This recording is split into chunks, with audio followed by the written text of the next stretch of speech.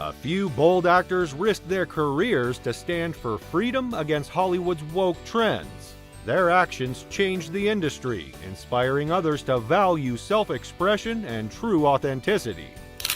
You would go into the gym, and it was just, we started at Master Toddy's, so there was a couple girls there that really liked to fight, but they liked to more look good and the attention that fighting came from.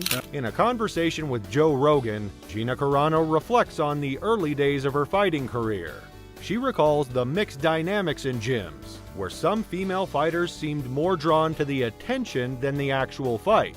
Carano acknowledges pioneers like Debbie Purcell and Erin Tohill. She describes how this genuine passion separated fighters truly committed to the sport from those motivated by external attention. It's nice that you don't like to see women get cut up. Yeah, I think that's a really nice, I don't know why women or anybody is trying to get rid of that. Well, I get it. But I mean, look, if you're going to land elbows, it is a part of the sport. You're going to get cut up. Gina Carano discusses with Joe Rogan the intense nature of women's MMA, especially when it comes to brutal cuts during fights. She admires the toughness of fighters like Valentina Shevchenko. She admits to a personal discomfort seeing female fighters injured in such a raw way. She points out high-profile fights, such as Zhang Weili and Joanna Jedrzejczyk, which showcased the spirit required, underscoring that this physicality is part of the sport's undeniable attraction. Life is long and weird, and the longer it is, the weirder it gets. You may have noticed that. But even by that unchanging standard, Gina Carano has had a pretty remarkable life packed into a relatively short amount of time. So Tucker Carlson highlights Gina Carano's incredible journey, filled with unexpected turns in a short time. Starting as a professional MMA fighter in 2006, Carano quickly rose to Hollywood fame, landing roles in major films like Fast and Furious. Then in 2019, she scored a career-defining role on Disney's The Mandalorian. Her life had been a whirlwind, proving that the longer we live, the stranger and more unpredictable life can get. what happened now? Like, what are the twists that your life has taken since? Because I think it tells us a lot. Well, we went to the Daily Wire after the cancellation. Daily Wire in Nashville. Yes. He also talked about Gina Carano's journey post-cancellation, asking how her life transformed after being fired over controversial reasons. Carano recounts finding new support at the Daily Wire.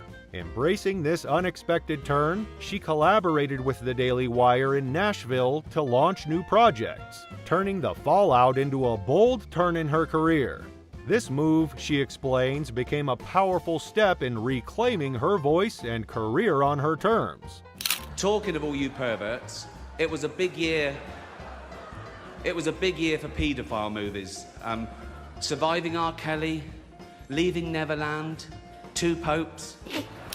Ricky Gervais, in his signature biting style, calls out Hollywood's hypocrisy during a speech that's both unfiltered and brutally honest. He spoke about the uncomfortable and sometimes contested truths in the field. He covers an array of films that focus on shame, from Leaving Neverland to Enduring R. Kelly, while maintaining a keen sense of humor.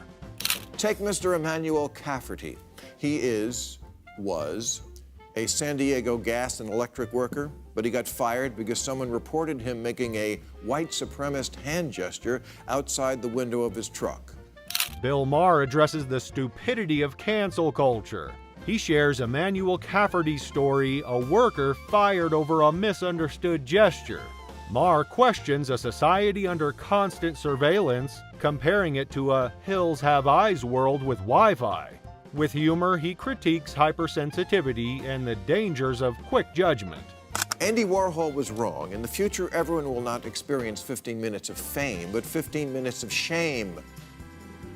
And 62% of Americans say they have opinions they're afraid to share. He also highlights a striking shift in American culture, where many are more likely to face 15 minutes of shame than fame. He points out that 62% of Americans admit to holding opinions they're too afraid to share, showing how fear of judgment now affects people across all backgrounds and beliefs. So if someone asks you if Justin Timberlake owes Britney Spears an apology for not being a perfect boyfriend when they were teenagers? Just say yes. Easy, as Justin did, issuing an abject apology and then vowing to return sexy back to where he found it.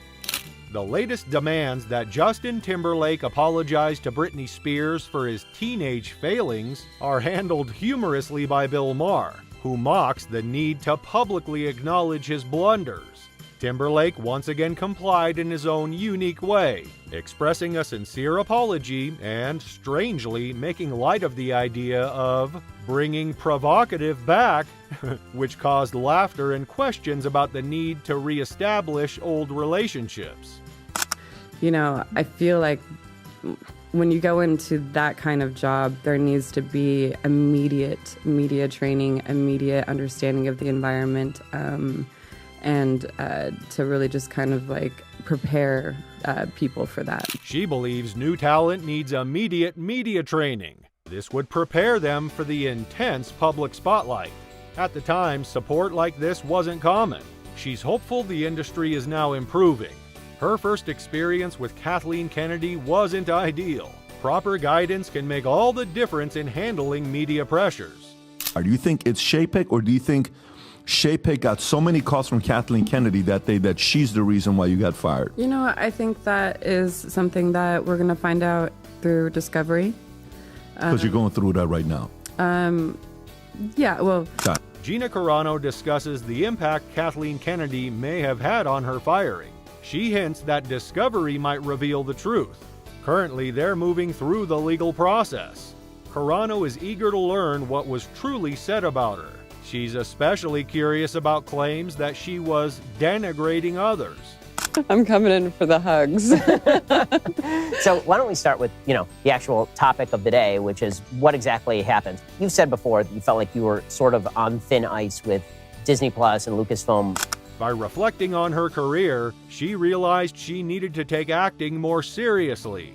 Just moments after this realization, her agent called with exciting news. Jon Favreau wanted to meet with her. That meeting marked the start of her journey with Disney and Lucasfilm, though she soon sensed she was on thin ice with them. This moment became a turning point, pushing her to fully commit to her craft. After weeks of internal backlash, if your satire is punching down, you are being a bully. employees angered over Netflix's handling of Dave Chappelle's new comedy special, The Closer, which features jokes centered on his relationship with the trans community. Several Netflix employees staged a walkout to protest Dave Chappelle's show, The Closer. They expressed concerns over jokes they believed diminish social gatherings. Their position has stimulated a debate within the media and comedy industry. This debate centers on whether comedy goes too far when it seems to punch down, transitioning from humor to harassment. And with that, their stand shook Hollywood, leaving fans inspired and the industry changed. From bold choices to lasting impact, these actors redefined the rules. Stay tuned for more fearless stories.